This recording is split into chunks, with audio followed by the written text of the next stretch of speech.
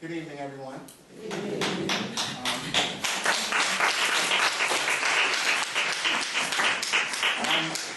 For those of you who don't know me, my name is Tony Vauss. I'm the president of the Irvington Board of Education. And this evening, I'm proud to be here to let you guys know some of the things that we are doing in the district and how we plan to move the Irvington Public Schools forward. First thing I would like to do is I would like to acknowledge some of my colleagues who are in the audience. I would first like to acknowledge board member Richard Williams.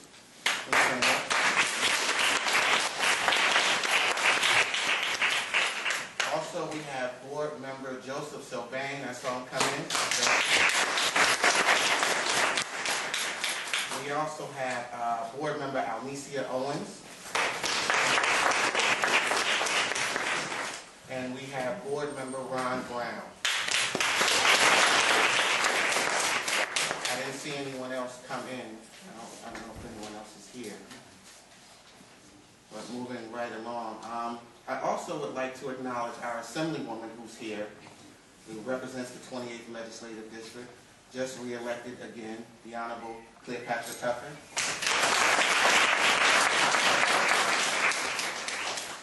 And we have the administrative staff of the Irvington Public Schools. We wanted to come here and present to you things that we are doing to make Irvington a better place for learning and academics. And I want to introduce first, newly hired, as she was here before, the Assistant Superintendent of Schools, Dr. Millie Hackett. We also have the Assistant Superintendent for Business, Mr. Reggie Lamptey. We have our Director of Curriculum, Michelle Brooks-Beck. And we have the Director of Staff Development, Ms. Mary Mitchell. So, also, I'm sorry, I did see another elected official come in. I believe he's in the back. The East Ward Councilman is here, the Honorable Quinzel McKenzie.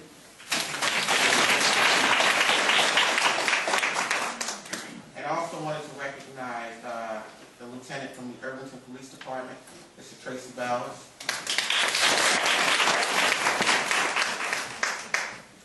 And now I want to bring up the Assistant Superintendent of Schools, Dr. Millie Hackett.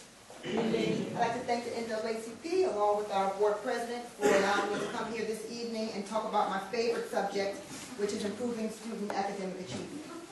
I'm going to report on some of the accomplishments of departments that are not represented here this evening, and then talk about some things we're going to do to overcome some of our challenges in improving academic achievement. First, special services. We have established an in-district autism program to meet the needs of our autistic students. Currently, we have 3 classes. This enabled us to bring students who were placed out of district back into the schools and meet their needs. So we're very proud of our autistic program. We're also training 2 staff members at Irvington High School to run a transition program, and that's for our special needs students. We're able to track these students after they graduate to determine their post-secondary careers. And we're proud to say that in the class of 2011, 95% of the special education students who graduated are now in post-secondary education. So technology, we are very proud of our technology in the school district. Currently, we have 250 smart boards, 10 smart tables, 2,500 computers, and 500 iPads. So I think that's worth a round of applause. In our government programs, that's the department that works with our academic programs. We have purchased smart responders, and that's what students use in the classroom. When teachers ask a question, they press a button for an answer, and we're able to determine the percentage of students in each class that understand or answer the question correctly. So we're able to order those smart responders for all of our schools, which gives us immediate feedback on student progress. We're also purchased a school messenger program, and that allows schools to send messages out to parents so they can give parents updates on what's going on in school. So I think that's excellent as well. We have implemented a Keene University summer program for our students in grades 6 to 8. And we also have translation devices in all of our schools for our bilingual parents. So when they come in, we have a device that will allow us to translate so that we can have conferences with them. And we sponsor an annual parent academy. We provide instruction to our parents. And finally, in the government programs, we have 660 students that are enrolled in after-school tutoring programs. So I think that's excellent.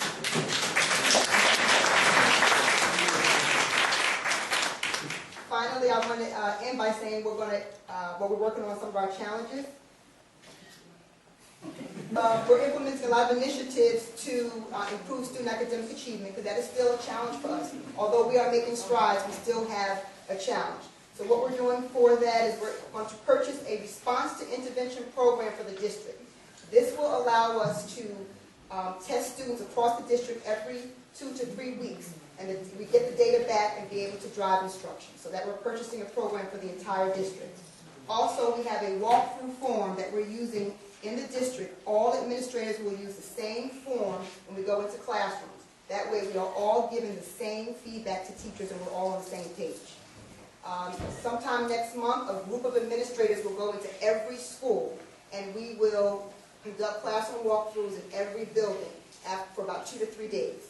At the end of the 3rd day, we're going to sit down with the principal and we will give the principal a report about the things that we see that are working well and things that we saw that need improvement. So that's going to happen starting next month in every school.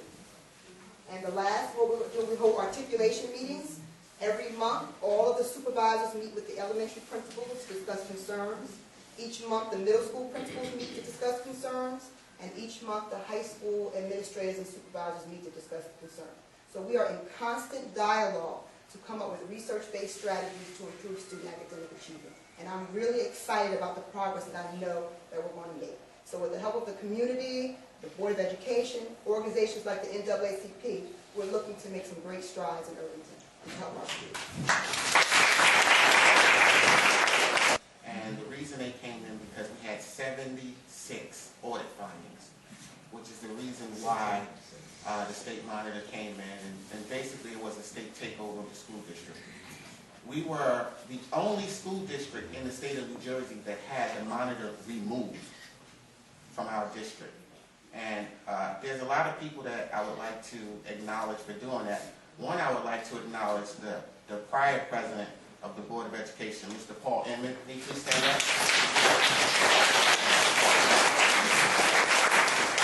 His work and just passing the torch so that we can keep the district going in the right direction. But one of the main people is our assistant superintendent for business. And we have, to this date, let me tell you, the best audit finding in the state of New Jersey with 1 audit finding. 1. That's better than all urban schools and village schools and short hills. They have more audit findings than we have. So it brings my pleasure, it's my pleasure to bring up, just for a brief comment, the assistant superintendent for business, Mr. Reginald Lampkin. I don't need to tell anybody here, budgets are becoming real difficult. For the last 4 or 5 years, we've had declining funds from the state. So it's becoming a real challenge to keep the schools up, especially in a town like Irvington with aging buildings and a tough population. So what Mr. Vauss was talking about is no small thing. I can say comfortably that we don't have any financial problems in Irvington. So it says that we're able to provide the funds for the things we need to do.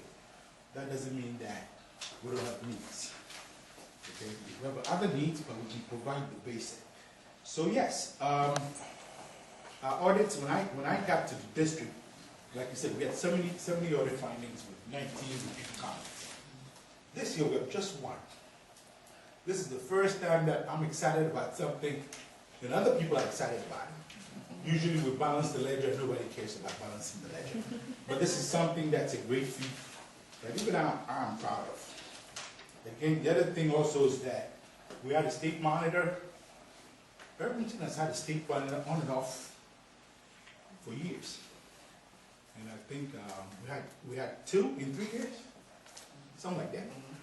But we got to work, we lined up the things we needed to do, and the state monitor agreed that we don't need him. He wrote a letter to the state, and he's out of here, and we're on our own for the last 2 years. That's another wonderful thing that I'm excited about.